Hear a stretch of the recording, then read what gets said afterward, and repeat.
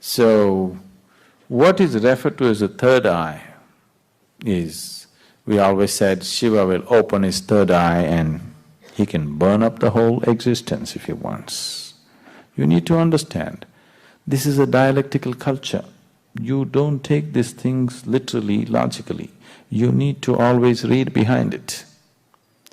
Unfortunately, people start interpreting it as a logical thing and its whole thing is so badly distorted. Dimensions which cannot be expressed logically are always packed up in these kinds of stories so that they are preserved without distortion. So Shiva opens his third eye and either everything burns up or he sees everything clearly. So third eye is not a physical thing. It is just that if your energies reach a certain peak within you, you have a new clarity of vision of life. You see everything from a completely different dimension. So you start seeing things, it's an inner eye we say. We can say you can turn it inward or outward, whichever way you turn it. So these eyes are only outward. You can't roll your eyeballs inward and see what's within you, isn't it? So third eye is both ways. If you want, you can turn it inward or you can turn it outward. Whichever way, you are seeing life beyond the normal limitations of your perception. Your perception has risen beyond the physical. That is the third eye. Why is it connected to a particular spot in your body? Among the 7 chakras, the 6th dimension is called as Agna. Agna is located slightly above where the eyebrows meet.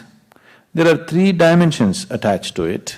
These 3 dimensions are traditionally named after Shiva, 3 different forms of Shiva.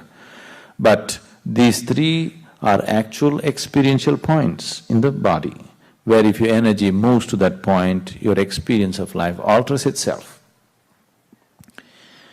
The whole process of whatever spiritual process you're doing, consciously or unconsciously, is fundamentally to move to a higher plane of perception, isn't it? Yes? You call it God, you call it Kundalini, you call it yoga, you call it what you want. But fundamentally, the whole thing is to raise your perception from a limited physical perception to a higher possibility. So if your energies are in the lowest chakra, which is referred to as the Mooladhara, food and sleep will be the most dominant factors of your life. Only food and sleep. You will not know anything else. If energies move into Swadhisthana, then you are a pleasure seeker, you enjoy the physical world in so many different ways.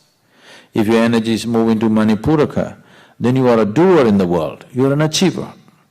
If your energies move into Anahata, you are a creative person, maybe you're an artist, you're a painter, you're something, you're more creative about life. If your energies move into Vishuddhi, if they become dominant there, you are a powerhouse. Power need not just mean this. Human beings can be powerful in so many different ways. So, this is the power center. If energies move into your Agna, then you have clarity of vision. Now, you are intellectually realized, not experientially realized. Intellectually realized, you touched a point where life cannot disturb you, life cannot take a toll on you because intellectually you're realized, but still you're not ecstatic in any way. You don't know the ecstasy of life, but you have stability of life. Nothing can touch you, nothing can disturb you, you come to that point. From the lowest point of Mooladhara to Agna, there are many ways of reaching there. There's so many paths, 1,000,000 different paths of how to get there. But from Agna to Sahasrara, there is no way. It's a pathless path. This is the reason why a lot of people are talking only about peace, because they only got till here and they don't know what's beyond.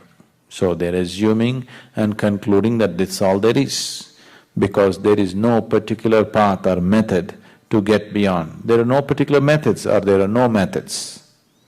When all methods are dropped, only then from Agna to Sahasrara one will reach. If your energies touch your Sahasrara, the topmost chakra, you will become ecstatic like for no reason. Simply you're ecstatic. You don't need any external stimulus. You will see those of you who come to the Bhava Spandana, simply ecstatic. Nothing is happening. Nobody is telling you beautiful things, nor did you dinner lottery, nothing. Simply you're ecstatic, just blowing like that, because your energies have hit the Sahasrara. So from here to here, there is no journey. So when you come here, if you can turn this third eye inward, only then you see that there is no way, the only way is to jump. To jump into total emptiness, either you must be crazy or you must have absolute trust in somebody else's word. These are only two ways you can jump into nothingness, isn't it? Either you must be crazy, that you don't care what happens to you, or you have so much trust in somebody, if he says jump, you will anyway jump.